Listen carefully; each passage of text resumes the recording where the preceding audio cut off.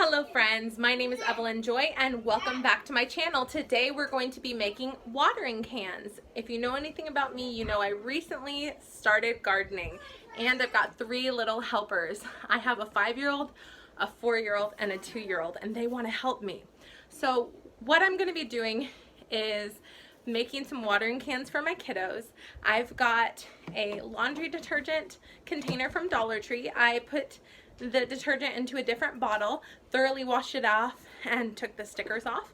I have a container that before had salsa in it, and obviously we used up all the salsa. I've thoroughly washed it out. I use it for having water in it. I use it also for a pool floaty, but now I'm going to use it for a watering can. So what I'm going to do is use my handy dandy drill and drill holes in these.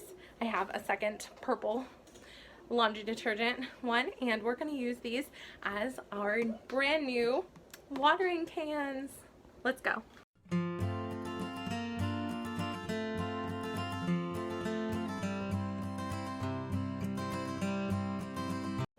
There you have it. I just spent $0 making 3 watering cans for all 3 of my kids. I didn't even have to leave my house.